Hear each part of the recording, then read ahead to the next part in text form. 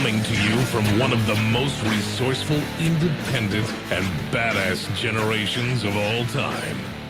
Welcome to the Gen X Brothers Podcast. Join Eric and Glenn, two half-brothers that make up one hell of a show.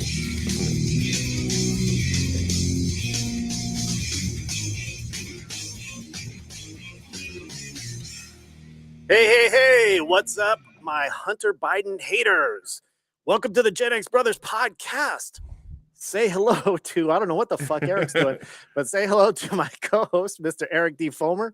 Yeah, what up, everyone? Wait, is that the Wednesday Addams dance, Eric? Have you seen that? The Wednesday? Oh, yeah. She's trying to dance goth. She does. Is that where gothic people got their dance from, bro?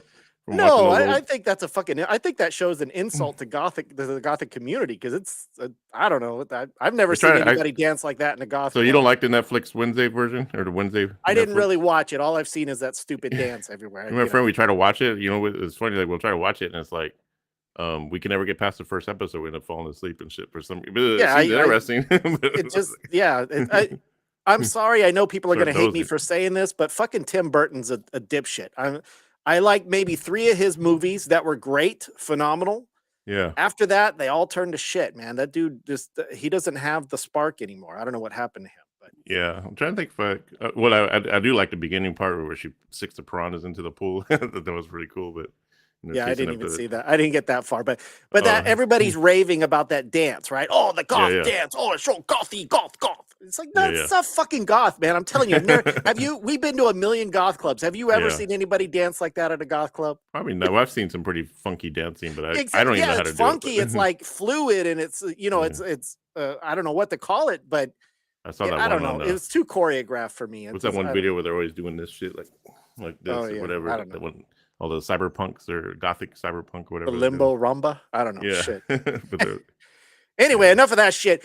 So the Biden, Hunter Biden references to all of our Facebook people watching us right now, because we are actually streaming on Facebook. What's Hunter Biden got to do with it? Your laptop or something? Well, because everybody on Facebook is all conspiracy theory shit. So they're all fucking. So here's the thing. That's why Biden hid all those documents next to his Corvette, because those are all the shit that's on his son, the Hunter Biden stuff. Yeah. So he hid it next to his lovely Corvette. He's all trying to get him in trouble. I'm sick of you, son. You're fucking going Look at Biden. His whole speech was about, like, they're asking, like, why were those documents in your garage? Though? It was secured. My Corvette. He kept talking about his Corvette. Like, he just loved that Corvette. Well, what, you got to put the documents in the Corvette? I didn't even watch that, but I just think it's funny. Like, now that the tables have turned, how do you feel about that, Eric? How do you feel about Biden now having classified him for, like, many presidents have actually had it. Okay. It's just nobody gave a shit until Trump. Yeah. Well, here's my thing. At first, when they said, okay, we found some documents in the office or whatever of a Pennsylvania office, they shouldn't be there, but did I really believe that Biden maybe took them there himself? They had to maybe gotten there by somehow. That's what the investigation's for. But all of a sudden they show up in his garage at his house. That just doesn't seem like the timing just seems weird. Like, I don't know. Yeah, it's always weird. Like somebody. Like, I don't know if Trump has enough money left over to pay somebody to do that because he's so broke. But like it just seems kind of like like a plant. I don't know. But then again, I'm glad that he got he should be getting investigated just as much as Trump. Obviously, there's a difference between those two as far as how they handled it. I mean, I don't care if you did alert the whatever they call it, the library of whatever Congress. He followed all the protocols. Who cares? We're still gonna find out, like, why are they there? Like, why did you take them or who took them? Yeah, listen, I didn't even really care about him having the documents. Yeah, me either. Per se, but the fact that he kept them when they asked him to give them back, the fact that he made such a big deal out of it that he wanted to keep them, that's the fucked up part about what Trump did. Let's get real here. I'm sure every president has to work from every location that they live at when you're the president, because you're busy. You're a busy man. You need to be able to access shit. Yeah, and by the way, according to Trump, Biden's in the right. Like, he's allowed to take that shit home with him. Yeah, that is true. But they're gonna twist that shit. And matter of fact, Matt Gates. Matter of fact, I wouldn't doubt it if Biden followed Trump's advice and thought about declassifying those, because if you think about it, you could declassify it. Yeah, he said, well, they're in my Corvette, so once they hit my Corvette, they're declassified immediately. Yeah, he said all you got to do is just think about it, and you can declassify documents. It's like, wow. So yeah, so if you want, we are live streaming on Facebook, and we are also live streaming on YouTube. Obviously, Yeah. we prefer YouTube because I think we're actually monetized. We get like 0.000001 Yeah. cent for every time somebody Yeah. watches us. So go Yeah. there if you can. Yeah. And don't forget that the show also airs on Tuesday still. We still got the official show. This is just to get people into it like live while we're live. Yeah, this just kind of see how we fuck things So, up. You and can hear don't the get polished version Yeah. on Tuesdays. and don't get stuck on some particular time with us, because on Fridays it might be 4 o'clock, it might be 5 o'clock, it might be Saturday, or just Yeah, depends because Eric's never on time. depends on our freaking schedule, man. And don't get stuck on something if we say something racist or out of turn, Yeah. because we usually edit that shit out of the real podcast. So Yeah. so don't be offended, because we're a bunch of old white dudes All that of- fucking say stupid shit. All of Glenn's racist stuff gets on the cutting floor. Matter of fact, speaking of racist stuff, I thought the store I was going to buy this mask from was from China. China. Yeah, Okay. I went on about it. A lot of people have said they've seen this store show up in their Facebook feed called Temu, Temu. Temu. So, they kept popping up my feed. I kept seeing this cool bird mask. Look at that, man. Oh, that's actually really nice. Yeah, and I'm going to put it on. I'm going to try it out, show you guys what it looks like. A little display here. Yeah, a little. This is especially for the live. You get high off the petroleum. It's like really thick with petroleum. But check it out, man. Yeah, look at the detail. Nice. Yeah, it's actually pretty good. How much was it? $10? So $10.48 and no shipping. How the hell did they afford that? That's at least $5 worth of rubber, right? That's what I'm wondering. It's almost like public wholesale, open to the public. I'm thinking I'll just buy a bunch of them, sell them for $30. Well, Eric, you could be part of like Halloween 3 and shit, where they gave everybody the Halloween mask, and then when they go happy Halloween, Halloween, Halloween, happy Halloween, Silver Shamrock. I'm serious. There's something fucked up should be happening, man. It's a plan. It's from it's from the right wing Democrats that are fucking taking over the gay frogs. That's what's going on here. You're gonna get possessed by that mask, Eric. You better watch out. So here's what happened. I'd see the logo and so I thought I'd just take a chance. I was like, let me just take a chance on it. But it's like I kept clicking on it, seeing all the prices all cheap, and this and that. And I thought, and I kept seeing like a little symbols above their name, Temu, and I thought they were Korean writing or whatever. Mm-hmm. So I was thinking, they're probably from China. I'll probably order it, and it won't be exactly like. If you see Korean writing, how could you possibly think it's from China? Eric, you got to remember, China and Korea are two. They're all the same to me, man. Just kidding. I want to apologize to all my Korean friends that I do not think you're Chinese. I want to apologize to all my Chinese friends that I don't think you're Japanese. I want to apologize to all my Japanese I don't think you're Vietnamese. So, okay. But anyway, so I just assumed they were from Asia. So I guess to be politically correct, I said, yeah, they're probably an Asian company. I'm going to probably see it in 3 months, and it's going to look like totally like not even like the picture. And so I ordered it, took a chance, and then no shipping. And then also like 3 days later, I get a tracking number saying it's already shipped from LA. And I'm thinking, okay, but then the tracking number kind of looked weird. Like, it didn't look like a typical USPS tracking number. Like, it was long like one, but it didn't have like the same sort of first digits, because always the last 4 digits are always different. Yeah, so then I figured, okay, well, let's see what happens. All of a sudden, a week later, it's saying it's out for delivery. I'm like, oh shit, already? So I look them up, and I look at the logo closer, and I see that it's not Asian writing.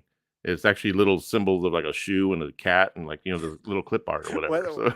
So what's the purpose of that? It's like, yeah, this is probably just a logo, probably just a stylish logo. Probably something I would have done if I was designing the logo, so just because they don't just offer masks, they offer a bunch of cool stuff on there. Something is, so if you go on there, there's a bunch of cool shit on there for like, it's not like, because I was thinking they're like a Wish.com, you order shit from Wish, so and it's called Temu, right? Temu. Yeah, Temu, Temu, and so I highly recommend people. I told people that wait till I get the mask before I start recommending them, just because if they are from Asia, whatever. Well, I did fall for a scam a couple years ago on Facebook. It just came out, like I hadn't seen it yet. They were running an ad for guitar stores going out of business. All of these Gibson guitars, like $2,000-$3,000 guitars, are only $125 each, right? Yeah. So I was like, oh fuck, man, $125. I'm like, it's worth the risk, because if I get a $2,000 guitar, then I get a $2,000 guitar. If I lose $125, I'll just complain to PayPal and get my money back. So they shipped it out, right? So I did it. I ordered it. They shipped it out. It said it was delivered but I never received it. Oh yeah. So Yeah. I had to call PayPal and complain, and they were like, "But the package says it was delivered." I said, "Bullshit. Check the goddamn tracking number and see what the address is that it was delivered to. It wasn't delivered to my address, you motherfuckers." So I fucking bitch and complain. I got my money back, but Yeah, it was like that Metallica box that I thought I was getting for Master Puppets for $69 when, then the company just totally disappeared. But luckily, somehow PayPal was able to give me my money back. But I'm pretty sure PayPal got burned on it. yeah, it's weird. Like, Yeah. but it's just weird how these companies. It's weird how Facebook allows companies to just scam everybody like that without. Yeah. There's no like. It's like the Nigerian princes and shit. Like nobody gives a shit. Yeah, and a lot of those stores are whatever smart you because now what they're doing, like in the comments, though, like the ones that will scam you, they're in the comments, they're actually putting fake videos up of people getting the product and showing it to you. That's what made me I fall actually for. received it. It's really Yeah, great. that's what made me fall for the Master Puppets because I think that's too cheap for that, man. It's like also I see the videos, I'm like, oh well, I guess they got theirs, so that's a deal, hell of a deal. No, I see Discogs are going for like $2,000 and shit, and it was released too good in to be true. If it's too good to be true, released man, in 2017, and so.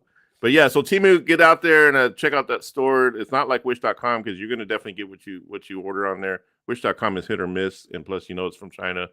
Nothing against Chinese other than the COVID that they gave us, but I mean, no, not Chinese people. I mean China.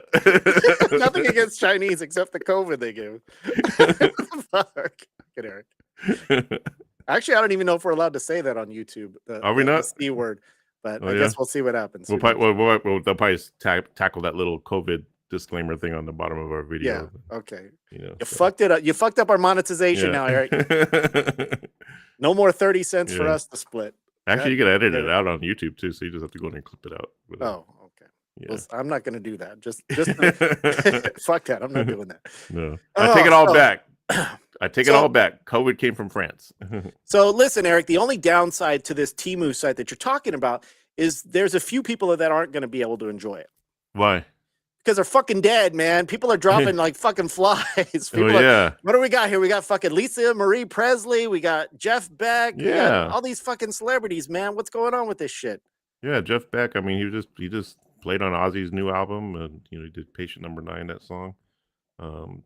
Good. I was never really familiar with a lot of his stuff. He's not he's not like a go-to guitar player. Yeah, what was his main band that he played in? It wasn't. So he was Rod Stewart. He played with Rod Stewart for a while. Matter of fact, I know like a lot of his songs and stuff like that. I made a little joke. I was like, R.I.P. Jeff Beck. Even though I don't know any of your music, but rest in peace. You're a hell of a guitar player. Yeah. So people are sending me all this like stuff like to turn me on to new Jeff Beck stuff. And I was like, which I've already heard. I was just saying it just. Yeah, this is a joke, man. Come on. But there was stuff I didn't hear. Like there was one from 1968. I guess it was like his own band, the Jeff Beck band, but Rod Stewart was the singer on a song called "Ain't No Superstition" or something like that. And, yeah, that's what's weird is that I've always heard of Jeff Beck, but I couldn't tell you one song that he played. I really couldn't. Yeah, he's got a very. If I heard it, I would go, "Oh yeah, that's him." But and now I'm hearing him. I'm starting to listen to a little bit more, and I'm starting to appreciate his style. He's got a unique style. He's sloppy, like I like sloppy guitar players. Sloppy seconds. Yeah, he's got that just raw, just like just the way he pinches the strings and the hype, the pinch harmonics. Well, and then you have Lisa Marie Presley. Yeah, she died at my age at 54. I'm thinking, really? Holy shit, you're fucking next, dude. You better get your shit together. Friday the 13th. Yeah, but she's done some hardcore shit in her lifetime. I mean, she was just hanging out with Marilyn Manson a few years ago, right? Wasn't she in one of his music videos? That's what I was thinking. I'm thinking like a couple albums, like it could have been like 5 years ago or something. But I remember recently Marilyn Manson put out an album and she was in the video, so they were clearly hanging out and. I would assume partying it up after that documentary about Marilyn Manson. I'm assuming any girl that's with Marilyn Manson at this point has got to be doing some coke or. That's the kiss of death right there. So I'm not saying she didn't have she had a fucking good life, but she had maybe too good of a life. So she probably put a lot of strain on that heart. Like I don't know a whole lot about her other than than what she did with Michael Jackson. I didn't know she was really Nicolas Cage. She was married to Nicolas Cage for a little bit, and she was on a couple of reality shows for a while. I think she on like one of those reality shows where they put celebrities together to live together. Yeah, I mean, she's living off of Daddy's fame for the last 54 years. So yeah, she always had a unique what age did Elvis die at? He didn't die. He died like 30 something, right? Probably, I think I want to say 30 something. Yeah. I want to say 37, but I could be completely wrong. Wasn't 27 like the 27 club. No, he was way older than he had to be way older than that because I remember watching the video of his last show and so if I die and she dies, that'd be the new club, 54 Club. So. Okay, I'm sure there's plenty of people dying at 54 right now as we speak. See, it's already a club. It's already a club. It's already a club, motherfucker. Yeah. So Lisa, it's weird. It must be a weird life for her. Yeah, living in that shadow. Obviously, she's never had to worry about working. She's never had to worry about. I mean, obviously, she built up her own brand and stuff, but I mean, come on, it's Elvis Presley. And did she have any kids? Do you know? Is there any like Elvis Presley offspring from her? I don't know. That's what I'm saying. Hold on, I gotta plug my laptop in. It's My live. God, Eric, Jesus Christ. What kind of fucking live show do you think we're running here, buddy? I'm in my mom's basement. Eric never fails, man. I need a studio. Mom, give me a studio. No, get out of here. Get a job, you son of a bitch. Mom. I can't find the live thing on our Facebook page. Stop taking all the bandwidth with your porn. Any questions? Stories. Any questions from the audience yet? No, nobody gives a shit. Fucking audience, man. Where are you at, man? I can't find the live feed on the Facebook page. I don't know where it's at. It said it would run it, but I might have done it wrong. I mean, I set it up, but it was like that when I did on my Kiss channel. It was like I couldn't find it while it was taping, but then when you get done, it's like it's on there. It's like, but then you still got to search for it everywhere. It's like weird to have it set up. But so I don't know. Like, so she died of a heart attack, Lisa Marie Presley. Yeah, well, they just said cardiac arrest. Yeah, but how did Jeff Beck die? Because I know, or was it just? They said it was pretty sudden. The only thing I knew about Jeff Beck is that they said, of course, Johnny Depp was by his side. Yeah. That's right. They had that little project going on. Yeah, I guess they fucking made really good friends after that because clearly they've been together ever since, hanging out and shit. So probably Johnny Depp gave him some cocaine and shit. That's what I was thinking.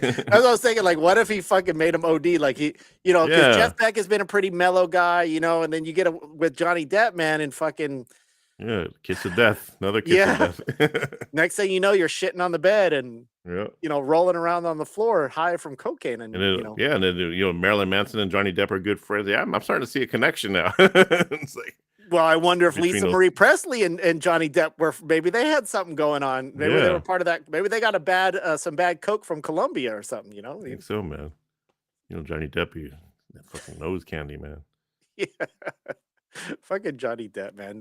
It's just, I don't know. I'm just picturing in my head the scene of like Jeff Beck lying on his deathbed and Johnny Depp in the corner going, "Oh man, I don't know how to handle this. I just can't. I gotta do something. Let's get out of here." In his like smooth little voice or whatever. I can't do a Johnny Depp impression. Like most people in my comment, they're like, they were reminding me that Jeff Beck played on the new Ozzy record, like as if I didn't know that already. But it's still funny. Like I'm thinking, like that's what he's gonna be remembered as. Which at least it's a good song. I mean, it's a really good song. And, it's a good song to go out on because, like I said, I don't remember anything else. Mm-hmm. Did he have a hit recently, or besides that one, or no? No, I think he's always been like kind of low key with his. Like I don't think he's ever had like major radio success. But he's definitely had some successful albums. He's definitely one of the most influential guitar players. He was just never one of my go-tos. And not that he was bad. It's just just there were so many others. So poor Johnny Depp, missing a good friend, Jeff Beck, and Lisa Marie Presley. You know. I wonder if her and Michael Jackson will finally have sex in heaven. Were they married too? They were together, right? Yeah, that was but I think it was like part of some kind of publicity, so just to make him look good or whatever, because he was asexual. I just got Michael Jackson record today. I got Off the Wall from. Damn, going back to the old school days. Can't stop till you get enough. Now, obviously, Eric, Jeff Beck and Johnny Depp were as thick as thieves. Now, you know something from what I understand about having really close friends. Now, unfortunately, Jeff Beck died from his crazy friend, Johnny Depp. you had a crazy friend back in the day. Yeah, it almost killed us a few times. Almost killed. Yeah. If you're still friends with him today, is he still alive? He reached out to me on Facebook a while back. He's still he's using a different name, but he's a very peculiar guy these days, from what I understand. Like, people told me that he's just, we're talking about. I do remember him vaguely. George Kaler. George Kaler, our good friend. Paul and Jude, all you guys, if you're listening to this, you guys know who I'm talking about, especially Paul. Like, we've had many adventures with George and the. He was, again, when I met him, he was actually a really nice guy to me. Every time that I was around him. But he's a super cool guy. You could just tell there were a few screws loose. So. Yeah. So we've all must have had that friend at some point where you go, this guy's cool to hang out with, but if I do it too long, I'm going to end up in jail. Yeah, we've had some adventures. Like, I always wanted to think, I could write a book on the George Kaler Chronicles or whatever. Some of the adventures we went on, and, going to jail, from him. So you actually went to jail. Story. Was that the railroad tie thing? Yeah. Okay, so that's a whole other. We'll save that for another time. That story. That's a funny one too. Audience teaser. You don't get that story. You get a shittier story. What's your thing? What are you thinking of? Okay. What are you reminiscing about, Eric? Before your George Kaler, he had, he worked as a security guard, and he loved that taser. He had a taser. He have a gun or nothing. Damn. Yeah, he had a taser, and he loved that little sucker, man. Was it a little one, or was it like a cattle prod? It was like your typical, like I guess, like handheld. Police. Okay. Yeah, the handheld, but I guess they would consider it police issued or whatever back in those days. It wasn't the kind that had the wire to it. It was just more like the shock. The little tube. Yeah. I have a couple of those actually. They have different wattages. I think it was pretty powerful. Supposedly. Well, there was one time I could tell you a little side story. We used to cruise Main Street, our cars or whatever. It used to be like a thing where in Merced, California. Yeah, where people would just cruise. I would cruise in my Pinto, but George would cruise in his car. So one night we're cruising with him, and we get out. I forgot what caused it, but he gets into a kind of an altercation with some dude, a big tall black guy, right? And he's about to fight him, but then he did something where I think he pushed the black guy or something. Anyway, he started taking off running down the street, and that black guy was chasing him. Really big dude, man. And George took out his taser, and as he's running, he's turning around and tasing the guy while he's running. And that dude's not falling, man. He's not going down at all, man. That's just pissing him off. He's pissing him off even more. And I can't remember what happened after that, because it was like, it was probably drinking that night in his car or whatever. But yeah, I just remember seeing him. I remember it was so funny. Like George, he's like 5'5". Yeah, he's like a little guy. He's a short guy. And he got this mellow, tall black dude freaking run after him, like fucking beat his ass. And George is turning around, zapping him with the taser. Nothing's happening. He's like, "You fuck, nothing's happening." He's like yelling that shit. Yeah. So with that taser, we used to do this thing. So the typical thing to do if you're out in the country or you live in a small town, and people go cow tipping. Is where you cow tip. What the fuck is cow? Now I've never went cow tipping. So it's where you go up to. It's go up to where you go up to cows, and they're sleeping, because they sleep usually standing up a lot of times. Okay. And you just tip them, and they fall over, and I guess it's supposed to be funny or whatever. I don't understand how that's funny. Like I don't know. Yeah, it's probably. I guess if you're a bored fucking redneck in the middle of nowhere, it's probably fun. Yeah, it's probably definitely funny to a bored redneck. The cow goes, "Rrr," and then what? He gets up. Okay, haha. Like Yeah, so we thought, well, maybe because it's not so funny, maybe we'll make it funny. So George wanted to use his tasers on him. God damn. So we'd go out in the country, and there used to be this little place that we used to always go out to, where there was like a little bridge. There was kind of a muddy road or whatever.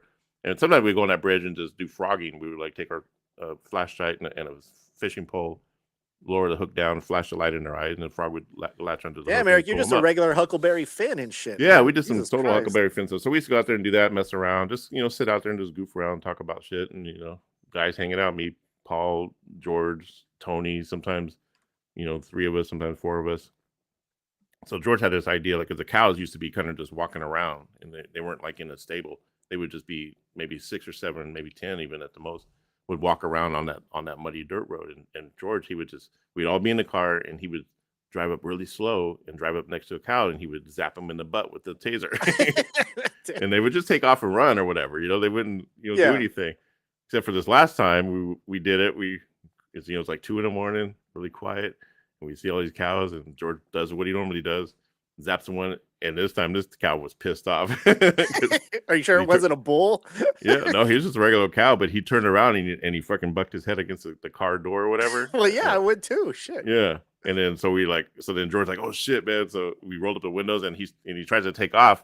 But what happened was his fucking car got stuck in the mud. And it's just like, shit. all we hear is like, and then all of a sudden we look and it's like, it's dark, it's foggy that night. And fucking there's like, must have been 10 or 15 cows just coming towards our car. And they were looking at us like almost like a freaking horror movie. They're Just getting like, revenge on you. yeah. And then the one cow on the passenger side, he started bucking his head against the car door. And so we were stuck there for all night until like about 5 a.m. We just had to stay in our car and just be really quiet. And then they just then they eventually just started walking off from the car. And aren't cows supposed to be docile? Like yeah, you would think, right? Well, they were pissed at us. I think they must have fucking like they remembered your ass, man. Yeah, they remembered us because we'd go out there like every couple times a month or whatever. Yeah, so we wait till then we finally was able to get the car out or something. I think we got out of the car once they were all calm and away from the car. We were able to get out without them messing with us. And then we lifted up the back thing or whatever, and then I think he put on the gas and somehow we got out of there. Did anybody get out to push the car to get out of the mud? Yeah. That's what we had to do. Okay. So the cows were already gone at that point. Yeah, they're still around, but they weren't like they were. I guess docile. Yeah, they already forgot about us. So the sun was up. Is it hard to tip over a cow? Like, because they look pretty heavy. I've never seen it actually done in person, but from what I understand, you just kind of tap on it. You just push them and they fall right over. Yeah, because they're already sleeping or something. Yeah. Yeah, but it seems like they weigh a lot. Like they're fucking big ass animals. It would take a lot to fucking push a cow. Yeah. You know? Like I don't know. It just doesn't make logical sense to me. But yeah, so we call it cow zapping instead of cow tipping. I'm glad they got their revenge on you. That's you guys deserve that shit. Yeah. So. I feel like I should tell a little bit of an add-on to the story because I feel like it sort of died out the end. Yeah. So the night after that, along that dirt muddy road or whatever, maybe about a couple miles down, there's a golf course. And one night George decides to take us all driving his car through the golf course at fucking 3 a.m. And I swear to God, man, I don't know what gets into this guy, man. He's just like, hey, let's just do this, and we go do it, right? So we get into the golf course, and it's foggy as well, it's like all kind of misty and shit.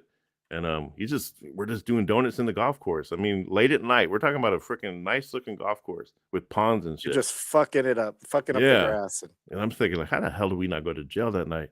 So, because here's what happened: like, he's driving really fast and he hits a freaking hill, and then we land in a freaking pond, and his car fucking sinks.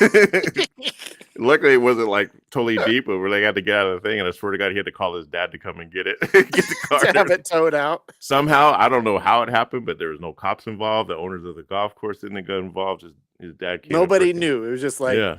So, well, let me ask you something. Is that guy George? Because I didn't know that much about him. Do you think he comes from rich parents or something? Like his parents were pretty well off. They weren't like super rich, but yeah, like his mom was. But maybe they had connections. They knew how to. Like, because obviously when a kid acts out like that, they do it because they have no supervision. Yeah. They have no rules. So they're like, fuck it, man. I'm going to do whatever the hell I want. Yeah. Because even the tow truck came in. I don't know why. I just don't know why the authorities didn't get involved. I think it was maybe because it was 3 or 4 in the morning. They didn't. You must have. Yeah, but that's what I'm saying. Did you clear up the car before anyone knew what had happened? Like, did he actually pull the car out? And I can't remember. Like, I just remember he had to call his dad, and dad was fucking pissed and shit. And, yeah. And what were you guys? Did you guys already leave at that? But like, we're out of here, dude. Yeah. His mom and dad like, you're not hanging out with those boys anymore. And this was when you were in high school. After you're out of high school. After we're out of high school. Yeah. This was probably when you're supposed to grow up and mature. Yeah, this is probably around 88. It's definitely about a year before we moved to LA because George was kind of wanting to be in our band because he was big on Robert Smith and he wanted to be like the next Robert Smith, and he just couldn't sing very well. So. Well, I remember back in my high school days when I was a little bit of a hellion. I'm hanging out with my friends, and you do one of those typical things like where you smash mailboxes and shit like that, and you go driving around terrorizing shit. So we were throwing rocks, right? My friend was, so I wasn't in it because they were on the passenger side of the door. And then, so they were taking these rocks and they were throwing them on top of BMWs as we drove by. So we just like smash them, right? Trying to smash in the back window and all that shit, right? So I think we did like 2 or 3 different cars driving around different neighborhoods, just laughing about it and fucking having a good time. So we're driving home. We're like, okay, that's it. It's like 3 o'clock in the morning. And the last car, he sees this really nice fucking car. I mean, it was like, I don't remember what type. It was better than a BMW. It was like a sports car. And he's all, fuck, man. I'm going to get that. and he has this big rock, and he grabs it, and he goes out the window, right? Yeah. He's hanging out the passenger side window, and he goes, wham! And it was the funniest fucking thing. The rock bounced off that fucking window and came back in and smashed our window of the car. Shit. Damn. The rock came in and fucking hit him. Glass went flying everywhere. It was like an anomaly or something, man. It was the weirdest thing I've ever seen. Like, how did it bounce? Like, we were going like 20, 30 miles an hour when he threw it. And it just fucking, didn't even hurt the car. I don't know, maybe because it was a sports car. It had like special glass or something, but it's crazy how much shit we get away with. And we deserve that. They deserve to have the window smashed. That was like the pure karma right there. Pure fucking karma. Yeah. And that's tell you the truth, that's just the tip of the iceberg of the shit we used to do, man. We used to get away with all kinds of shit. Yeah, you and Rudy and Jesse too. Yeah, oh yeah, us too, stealing shit left and right, man. Yeah. Well, I don't feel bad about it because I'm an atheist. Yeah. But we went into a church, right? Yeah. And you know how I wanted to be a singer at that time. And, you know, Rudy was the guitar player. Jesse was the drummer. So we're like trying to be like little fucking Motley Crue. We're like 12 years old. I'm 12 years old. Rudy's only 10 years old.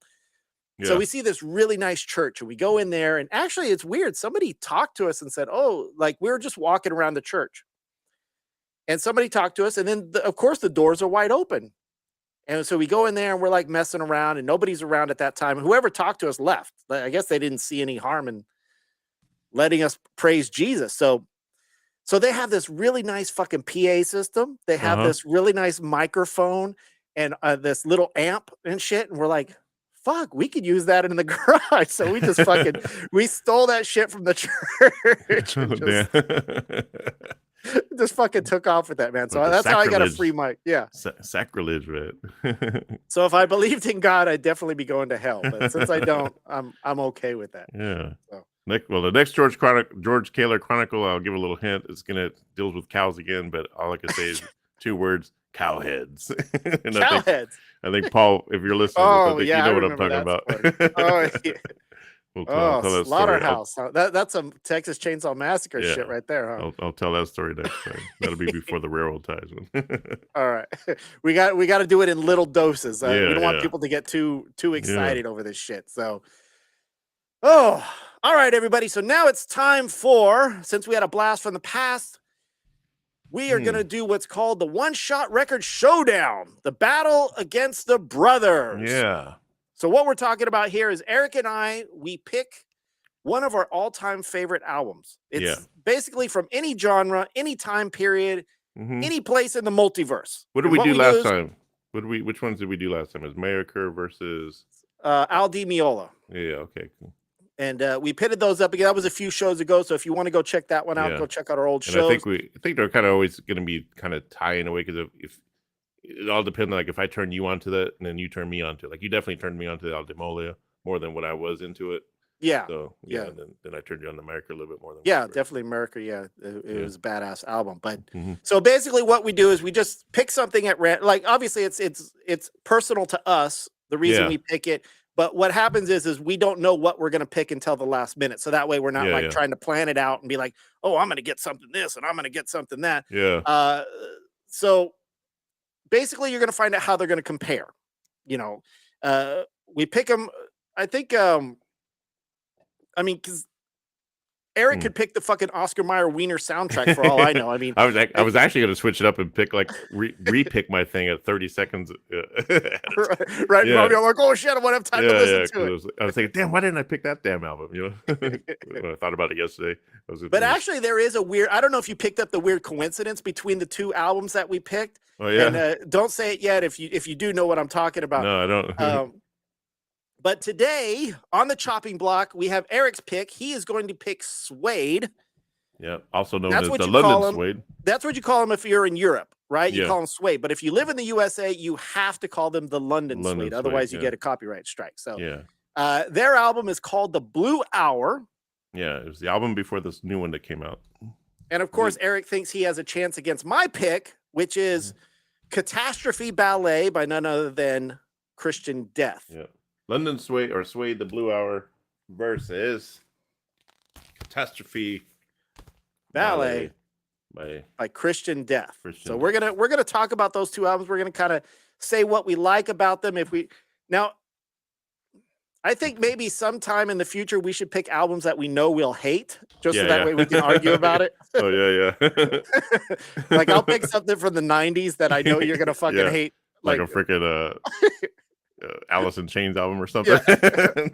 Okay, now that I know you don't like Alice in Chains, no, I like Alice in Chains. I like him now. I like him better now than I did back then. I can actually appreciate him now. No, I'm gonna pick something more like Cake or something like Cake or one of those annoying bands. Spin Doctors. Spin Doctors, yeah. Hootie and the Blowfish, probably. Hootie and the Dipshits. God damn.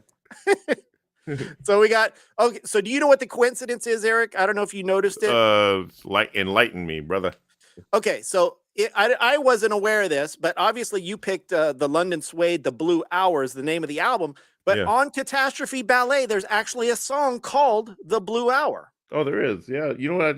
When I was listening to them, I wasn't going exactly. Oh, there is. Okay, yeah. Yeah. Isn't that weird? Like I saw that and because I was trying to write down my notes because I never remember song names. I just, I know the song from. And I wouldn't doubt if because, I'm pretty sure London Suede's into the goth stuff, growing up. I'm sure the Christian Death was, Brett Anderson was, I'm sure, in the Christian Death, David Bowie, Bauhaus, all that stuff, Yeah, is that a coincidence, or do you think it was just random? The Blue Hour. I mean, what is the Blue Hour? Basically at midnight or something, or like I don't know. I never heard of that term until like the London Suede album. So it was, so maybe.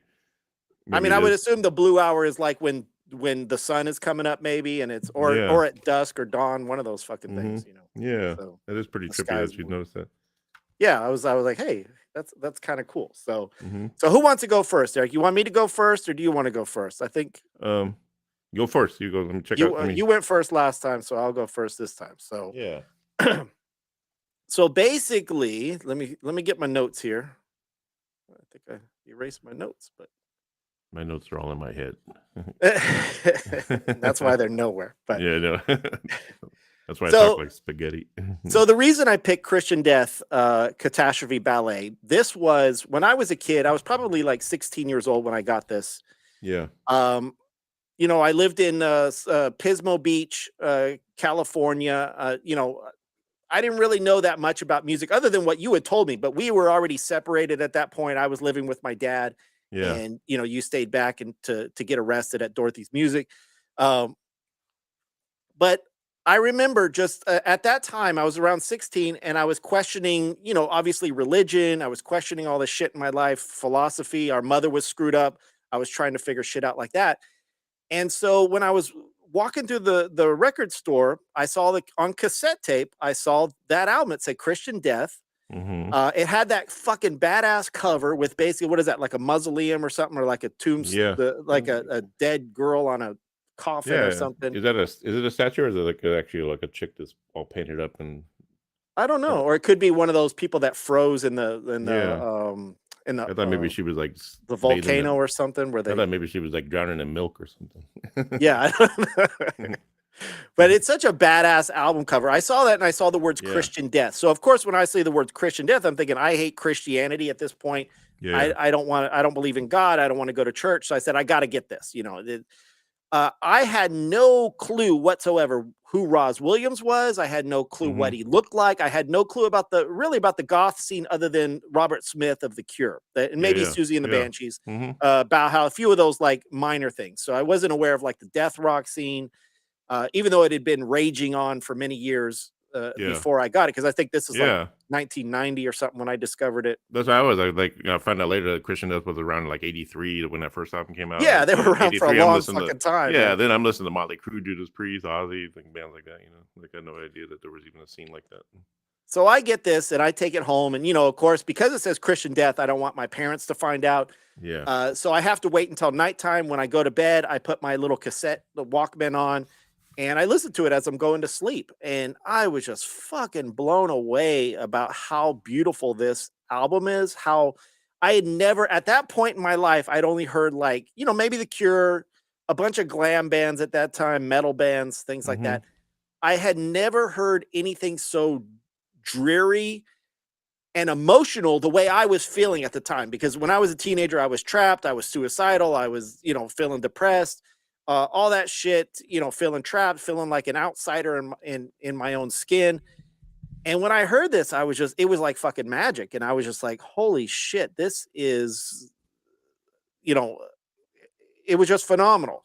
And obviously you should like it too, Eric, because Valor is actually playing guitar on this. So that's what I noticed. And, and this is probably like my favorite Christian Death album. Like, again, I've always been a Valor guy. And the reason why is because Valor was the first Christian Death that I ever heard when Paul Merrill turned me on to the Sex, Drugs, and Jesus Christ record that he had. I was like, whoa, what the fuck is that? The album cover, And then later on with I just love that All the Love, All the Hate, especially that first song when that little kid singing, fuck you, or whatever. I fucking hate you. And, and that was just like, oh, this is badass shit, And then later on I find out about, the Roz Williams stuff, like the old school, like the very first, what is it, Only Theater of Pain, and everybody loves that album. And I to me, the best albums were with Roz Williams and Valor on guitar. You have this album, Catastrophe Ballet, you have Ashes, and there's another one out there that I can't remember, but there were 3 Ashes albums. Ashes is a good album too. I remember that. I remember having that on CD, and I really liked that one.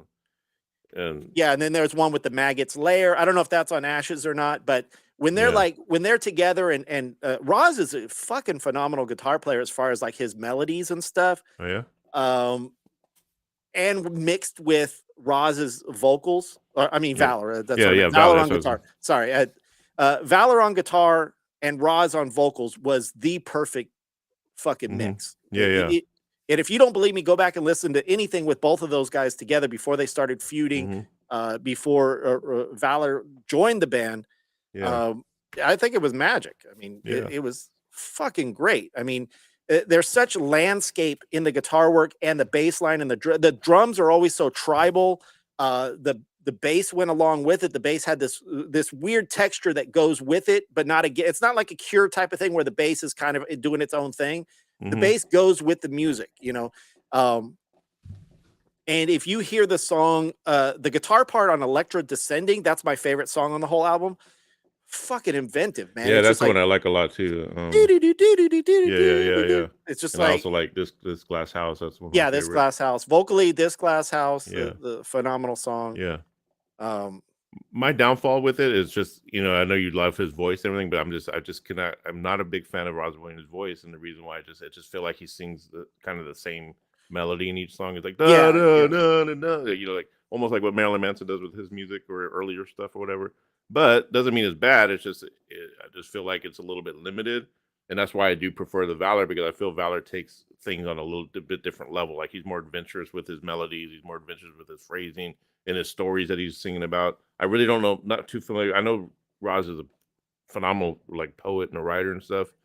That's what I was gonna say. I think with Valor, I think with Roz, is that it's not about the vocal, it's about the whole thing. It's about the experience. And it's a story that he's telling of what exactly. So when you listen to the lyrics along with it, you're like, oh shit, that line was just that was an amazing line. And me being the kind of musician who's not a lyricist and not really someone who really pays a lot of attention to words, I feel like my words are my melodies and my guitar playing or my music that I write.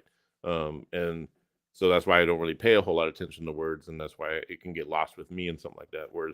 But then the Valor, I like the way he does get into like a lot of, he's kind of like Iron Maiden. You get a history lesson with Valor because he has a lot of history lessons about religion and different cultures. Yeah, that's a good point. Is Valor is more of a historian of anti-religion. Whereas Roz was more of a poet. Of trying to say, hey, this is why I don't like religion. This is why I'm against Christianity. Whereas Valor's more angry. He's like, fuck you, fucking God. I'm going to kick your ass. And because there's times where I feel like Roz is being pretentious because he's like it is about him and about his thoughts about it. Well, that's why he fucking killed himself. I mean, he's a pretentious guy. I mean, and you know what? I don't like guys that kill themselves. he's a drug addict. He was, he was a tortured soul. Like but that's what made him great. I don't like singers that kill themselves. They're wimpy. But to me, it hit the right spot. There's certain albums that when you're growing up and you hear it at the right time and you're just like, oh, this makes sense to me. And it changed my life. I think that's what geared me towards being gothic versus being a metalhead at that age. Because at that age, I was more goth. I was into just I was more into metal. I was more into, because you got into it right at the right time. 80s goth, I'm sure was good, but that between 87 to 94, 95, that's when, with London After Midnight, that whole era. The Crushed Shadows and Switchblade Symphony, all that. I remember just moving to Hollywood when I first came there to you in 1992. Walking down the streets of Hollywood in the morning, because we'd stay up all night and we'd be walking home from some party at 6 a.m. and there'd be this fog. You couldn't tell if it was fog or smog. It was so fucked up in LA. And that was the heart of goth, because if you think about in the 80s when goth was with the Susies and the Cure and those kind of bands, Bauhaus, those were actually really considered post-punk. They weren't really even called gothic. It was more like post-punk, I guess, and but it just got. But obviously it inspired. Yeah, it's all lumped together because they wear makeup. I believe it definitely inspired bands, and then it became the goth scene. The gothic. Because if you think about it too, there's no gothic music genre. When you try to search genres, there's no goth music. It's either dark wave or alternative or post punk. Yeah, or death rock. Or death rock. They put it into that death rock genre. They just refuse to use the word gothic rock for some reason. When they for the algorithms, which I think you would think that goth would be the perfect freaking name for the genre to search. Or a lot of people confuse goth rock with like love type of shit. I don't know. But it was certainly a cool time at like I said, between 90, 94, when we were just on the streets of Hollywood, and it was just fucking magical, man. But I do love this album. You gave me a new appreciation for it. But I hate to break all the Christian Death fans out there. I'm still a Valor. I'm still Valor all the way. I figured you would be, but it does not discount how good this album is. What do you rate it, Eric? What would you rate that son of a bitch? I'll give it a 7. Good Lord, a 7? Yeah, I'm only gonna knock. Yeah, I'm only gonna knock it down just because of the vocals. I'm just not a fan of his vocals, but doesn't mean they're bad. It's just not my cup of tea. Or when it comes I get that. Yeah, listen. It's the same thing like Diamanda Galas, somebody like her. I love what she does. Her best album was the blues album because she actually sang. Yeah. But her off the record fucking the shit that she did, all that weird shit, I appreciate it for about 5 minutes. But after that, I'm just like, okay, enough of this shit. I especially the very beginning of the first song, it should have stopped after about it went on a little bit too long with that same melody. It just kept doing it. See, I like that for some reason. For some reason, I like I like it, but I was waiting for it to end. I was like, okay, it's got to end at some point, or switch it up or something. Yeah. But when that's the atmosphere of goth, man. You got to when you're thinking of bats flying over your head and living in a cave. And they really use that. They really use that devil's chord a lot. In their chord progression, they'll go from the flat 5 and they'll do the 1 chord and they'll do a flat 5 and I think that's what created that sound and that style for them. Yeah. That I think Valor actually touches bass on sometimes, but again, Valor takes it to different levels and tries different things, and that's what I like about him. I think honestly, I think if Roz was still alive today, and if they were still together, I think they would probably be going in that direction anyway. I think I would imagine Roz would have grown as a writer himself and would have tried different things. I haven't heard none of the other Christian Death albums that are out that says Christian Death featuring Roz Williams. I don't know if you've ever heard any of those. Yeah, they're basically just remixes and shit. Oh, okay. Yeah, I mean, because obviously he's dead. I was thinking maybe they're uncovered songs or unreleased. I mean, if you listen to Shadow Project is more Shadow Project. a heavier thing. I love Shadow Project. And then Premature Ejaculation was it was okay. It was more not really my thing.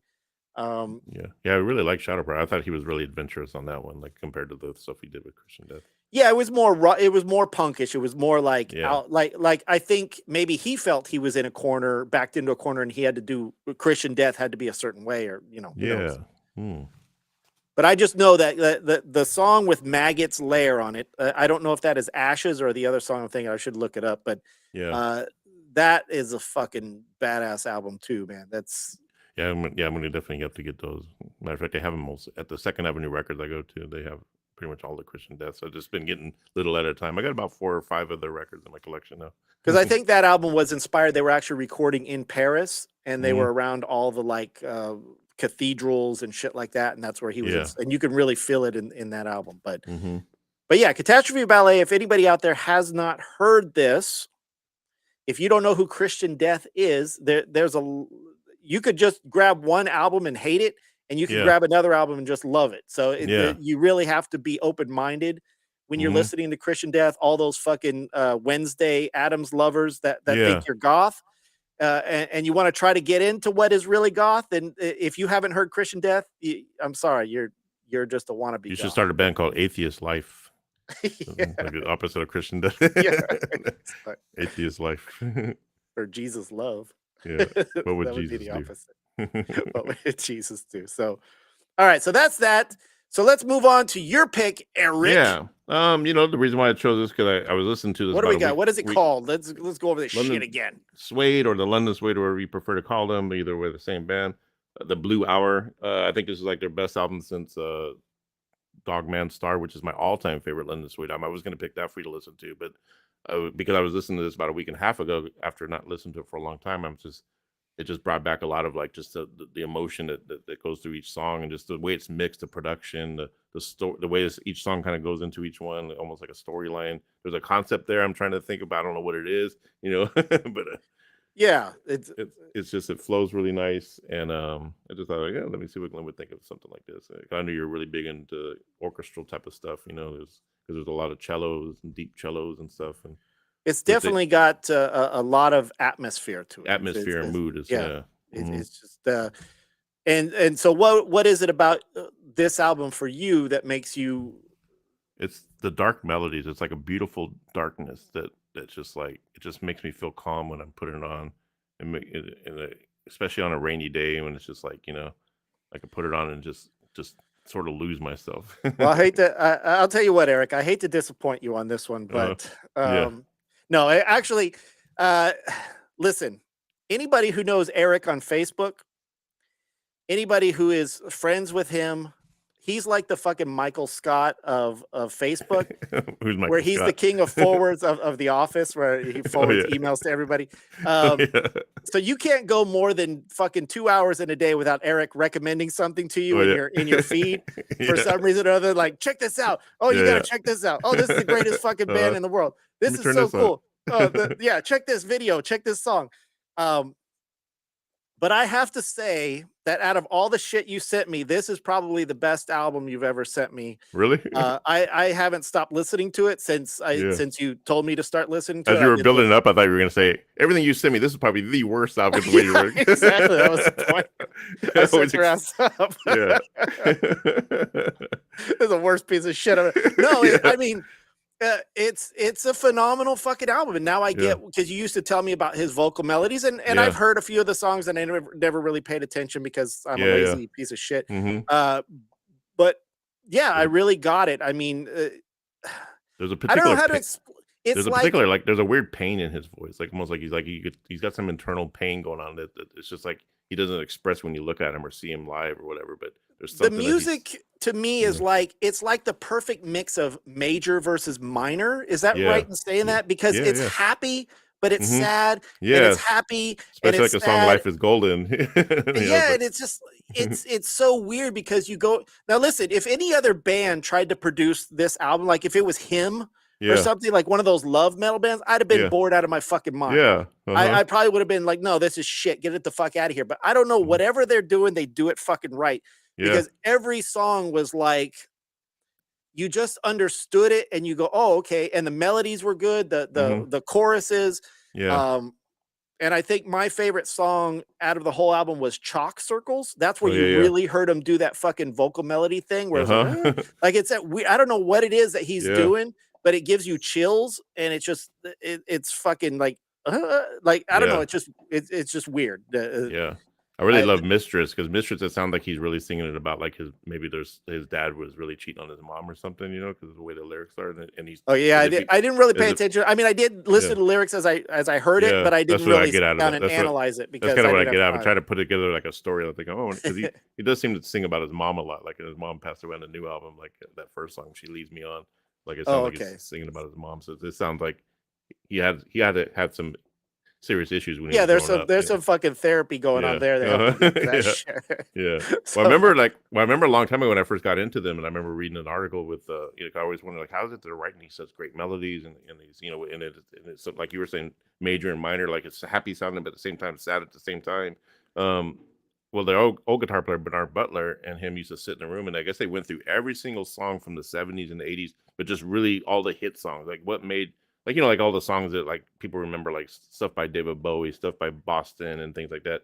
And they just studied how those songs were written, like the structure of the melody and how they worked. And they said that they would just sit there and study that stuff for 2 hours, even Beatles songs, and because the Beatles were really good with. So it was just about structure and how to convey that structure into what they were thinking. Yeah, and so that's what they just kind of based, and I guess it's kind of what helped develop their keen for being able to write good melodies and good. Yeah, because I think that's where a lot of bands struggle. I mean, you can have a good idea as an artist.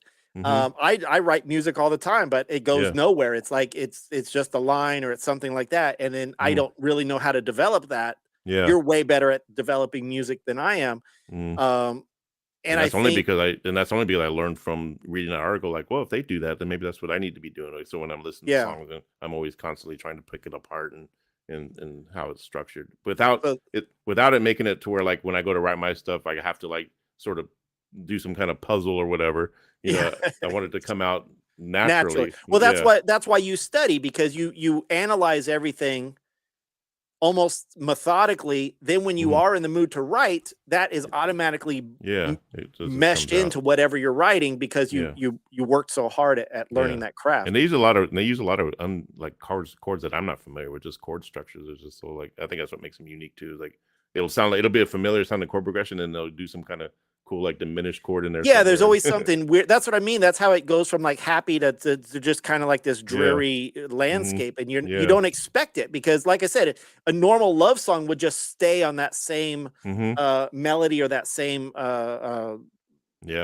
chorus or whatever, but then they always kind of dip in and do something out that kind of throws you off, and it makes you go, I'm paying attention to that. And even they're really poppy stuff, like when they had the album Head Music, it's like a really pop album. Like even that's like really good, because it's like kind of upbeat pop music, but it's dark and melodic. Now, how long have they been around? They've been around for 20, 30 years. Yeah, right? No, they came out with that first album, I think, was 91 or 92 with the Animal Nitrate, and that's what got me. So the fact that like this, 30 years later. Yeah, they broke up for a little bit, about 10 years. They broke up for a little bit, and then they got back together. And then the fact that they're still pushing themselves, because you could get lazy and go, fuck it, let's just put out an album. I'm already old. I don't give a shit, But the fact that they're still pushing themselves on this is their latest album. I mean, they're really striving to make themselves better, and not just phone it in. And I was even watching some recent concert footage, and the singer, he lets that shit go live, and he's still animated like he used to be, even though he's like probably almost 60 or whatever, but he still looks good for his age. And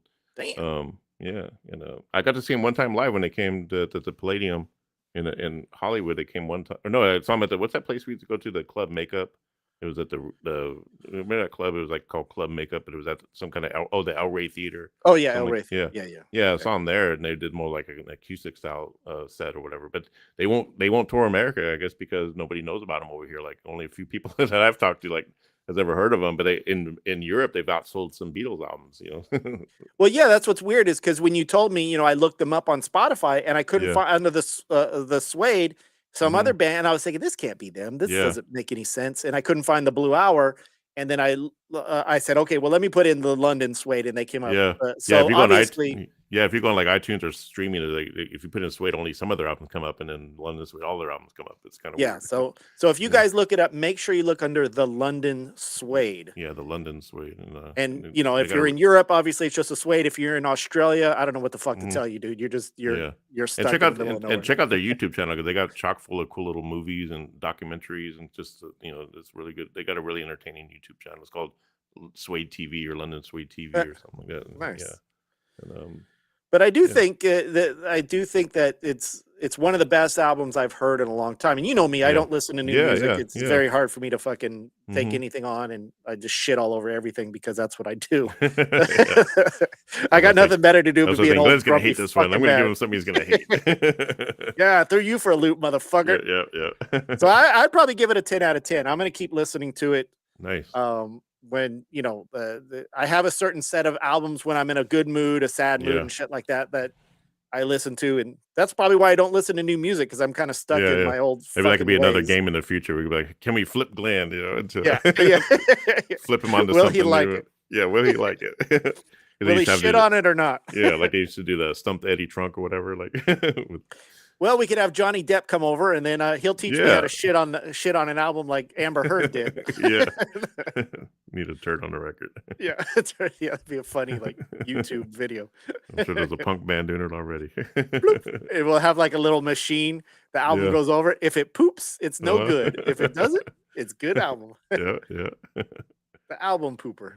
Yeah. But, yeah, definitely good choice, Eric. Thank you for that. Yeah, and thank you for, like I said, reintroducing me to that album because like actually, I'm just fucking with you, Eric. I hated the shit out of it, man. Yeah, me too. Fuck that. Fuck Christian Death. Fuck fucking Roswell. Valor all the way, motherfuckers. I want us to get an album that we both hate. Like we're all like, no, this is the worst fucking piece of shit we've ever heard, man. Yeah, man, just give me something from the '90s. I'm sure I'll probably.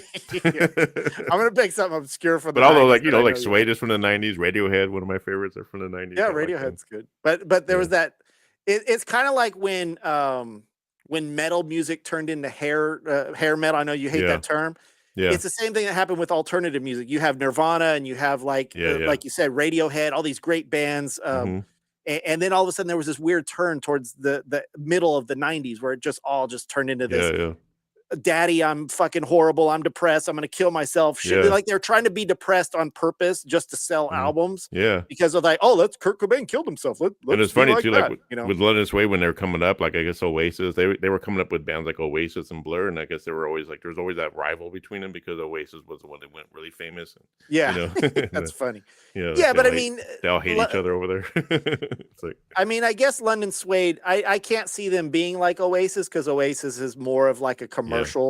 Like they're purposely commercial, whereas London Suede is not. They're being themselves. They're being genuine, and they're not trying to sell albums. They're just trying to write good music, and that's a big difference. Yeah.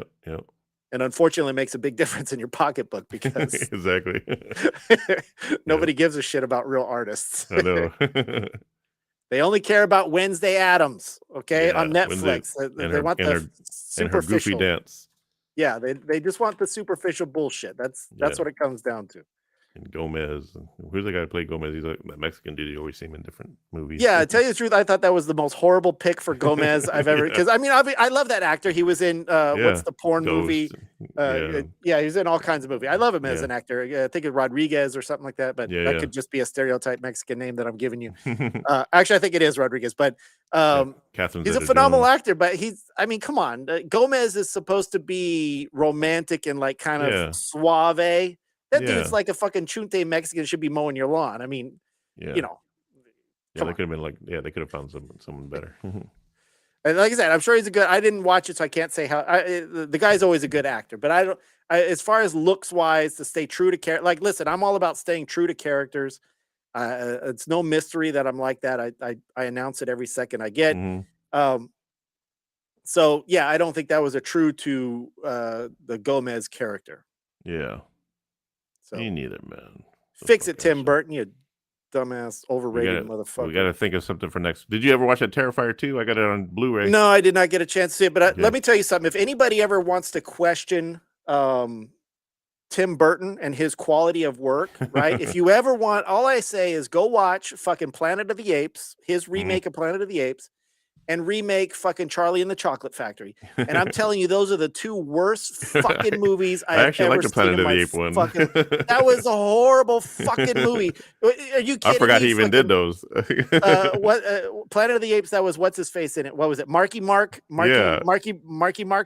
Yeah, I like those. Fucking horrible, man. If you want compare that to the original, oh my god. Yeah, I mean, I love the original no matter what, but I love. I like the. And then Charlie and the Chocolate Factory. They don't even mention the fucking gumball. I mean, they don't even or the Gobstopper. They don't mention any. They fucking go into the dentist, like, and the fucking Oompa Loompas are like some little Indian dude that's just been fucking reproduced 1,000 times to be exactly the same. Yeah, how fucking lazy are you? That's come on. Worst fucking movies ever, man. I'm telling you. Yeah. Tim Burton had a couple of big hits, Nightmare Before Christmas, Batman. I'll give him credit for that. Although Jack Nicholson is probably the one that made that movie what it was. And what's the Batman himself? Good choices on there. Oh, and Michael Beetlejuice, Keaton. Yeah, Michael Keaton. Yeah. So, I mean, Michael Keaton No. and Johnny Depp are both his go-to guys. Yeah, and that one chick, the lady that was in Fight Club. Yeah. I can't remember her name. She's Helen Bonham Carter. Yeah. She's a great actress, but I hate when directors do that because it makes you. It doesn't feel like a movie anymore. It doesn't feel like an original movie. It feels like you're going to the theater and you're watching character actors play the same. Like now we're going to be chased in a car, and we're going to be in London, and we're going to be doing that. It gets annoying. Don't use the same fucking act again. It's laziness right there. That's just to show you when you reproduce the Oompa Loompa 3,000 times, when you don't actually get different Oompa Loompas and you just take the same one and fucking multiply them. Carbon copy. That's just lazy, man. I'm sorry. That's lazy fucking directing. Oompa Loompa plain and simple. Oompa Loompa ass, motherfucker. And you compare that to the original Charlie and the Chocolate Factory, Willy Wonka. Holy shit, man. The fucking it's just it makes me cry fucking A. I can't even talk. I'm gonna smash my monitor just thinking about it. That's how much Tim Burton pisses me off. So fuck you, Tim Burton. Fuck you and your fucking Wednesday Addams bullshit. And all these people that fucking jumping on the bandwagon thinking they're gothic now because they go, my hands. I'm Michael Jackson from Thriller. That's where they stole it from. Come on. That's not fucking gothic. Give me a fucking break. It's a thriller. Sorry, I didn't mean to go on a rant there, but I'm glad you mentioned my song Thriller. Two things that piss me off: politics and Tim Burton. Yeah. Tim the badass Burton. Oh my god. Tim suck ass Burton. Yeah. No, I'm listen. And again, he gets Danny Elfman every time to write them. Danny Elfman's a great composer. I love Danny Elfman. But dude, work on something else. So I guess get out of your box. Yeah. Moral of the story is Tim Burton is overrated. Yes, absolutely, man. Yeah. I mean, I would take Rob Zombie's fucking horrible the Munsters over Tim Burton's bullshit movie any day of the week. I'm sorry, but and that's saying a lot. That was a horrible fucking movie. That I'll have to check it out still. I still got to see that. I made it halfway through. I've never been so. That movie made me nostalgic and depressed at the same time. A weird fucking feeling watching that movie, man. It's weird as shit. So. All right. Anything else going on with you, Eric? What's going on with your shit, man? Same old shit. No new gripes from Trader Joe's other than the same old bullshit. Now, what were you telling me? There's something in the music news going on here. No, the only music news I thought of, I was trying to think it was kind of dry out there right now, other than what is it, like selling weed and shit? Yeah, I mean, it's a dry season. There's Lisa Marie no new Presley and Jeff Beck died. I think that's the only major news that I could think of. You were telling me something earlier in the green room. Weren't you telling me something? I think I was saying I thought I said the only news I could think of was those two dead people. Okay, I thought there was something else. I normally piggyback off of Eddie Trunk's music news, but I haven't get a chance to listen to him this week. So, God damn it, Eddie! If we can't rip you off, then what's the world coming to? Fucking Eddie Trunk, man. Yeah. I did watch that. I rewatched the Ronnie James Dio movie the other day. Yeah, I got to rewatch that again. Just as phenomenal the second time. Yeah, I got to watch that again. But I love watching Eddie Trunk in there, man. He's just he gets like, man, that guy fucking. He's like best friends with. Is he like the major name dropper or something? Yeah, he does. That's what's funny about him. Like, and he goes on rants like you do. Like his two main rants, if you get him started, is backing, like bands using backing tracks and the Rock and Roll Hall of Fame and how they fuck over everyone and by not putting like just rock bands in. Yeah, it's funny because a caller will call in just to ask him a question like that because they know he's just going to start going off and he's just fucking just raves on it. That's great. And it totally reminds me of you when you go on your rants. I mean, I love him from that metal show, but I don't think I listened to his new. Is it a podcast or what is he? It's a radio show or it's on the Sirius. It's the Sirius Eddie Trunk Nation, whatever. And he has music news and he has guests on and. He's very good. He's kind of like the Howard Stern of music, I guess. Because I mean, he's been doing it a long time. He's definitely entertaining. Like I didn't think I'd like him when I first started listening, because I got serious just because he was going to interview Blackie Lawless, which we haven't heard from in over many years, And so once I heard he was doing that, so I freaking started getting into him. I was like, okay, his show is actually pretty good. You learn a lot from it. And, yeah. Yeah, I mean, I always loved him on that metal show where everybody tried to stump him. And I wonder, I don't know why that show got canceled. It was actually like, it couldn't have taken that much to produce the motherfucker. Yeah, it was just him in a studio. Yeah, Eddie Trunk talks about it all the time. As a matter of fact, they do like a little reunion thing every year. They just did one on New Year's Eve where him and the two guys get together at a club and they just do like that metal show reunion or something. Oh, okay. Yeah, I mean, it was a great show. I loved watching it. I mean, every chance I got, I would watch it. You know, he said he would do it again. He says he just got to find it. He thought it's not as easy as you think because people ask him like if they're going to bring it back. But he said it's all about shopping it to the right network and stuff. And for some reason VH1 just doesn't want to do it anymore. There's got to be some fucking Al Jazeera network out there that's willing to take that shit. I would think I would think somebody would take it on. Somebody in the middle, some fucking old metal dude from India or you know, or Saudi Arabia or something. Be like, oh, I love metal. Let's bring that show back. I'll pay $1 billion just to have him redo it. But yeah, so go check out Eddie Trunk if you get a chance. Eddie Trunk, Trunk come Nation. check out us Monday through Friday. Somebody let Eddie Trunk know we're talking shit about him. Faction 106 on Faction 106 on Sirius XM. The channel is Faction 106. I haven't had Sirius XM in a while. I wonder if Howard Stern still going strong. I was listening to him the other day. I haven't heard him in a long time, but yeah, he's still doing the same shit. Like, yeah, I canceled my subscription because I sold my car and I don't have the radio anymore. So, but I miss Howard Stern, man. We miss you. Well, you can get a free trial now, like on Sirius. I think you get like a 2-month free trial if you get That's it. That's too much trouble, Eric. That's too much effort. I won't 11, remember to $11 a month. Yeah. I got enough shit, man. I got fucking HBO Max. I got Peacock, Netflix. Like I have to have at least $200 or $300 worth of fucking streaming services. Pieces of shit. It's just yeah, me too. Somehow the cable companies figured out how to fuck everybody over. They said, well, why are we giving them a whole package for $60?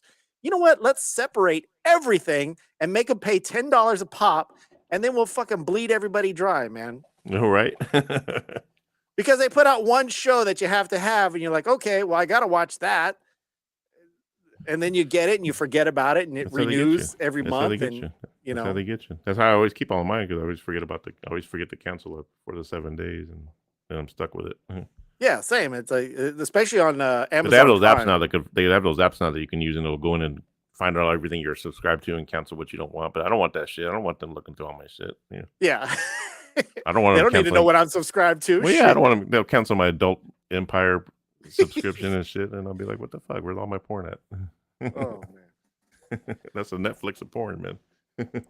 So when are we raiding Trader Joe's? Are we gonna do a fucking raid on them and Trader Joe's? Yeah, you got to raid them and just totally change that place all around, man. They don't need that to me. I was just there today, and again, it's just like elbow to elbow, and most of the people in there are employees stocking shit around.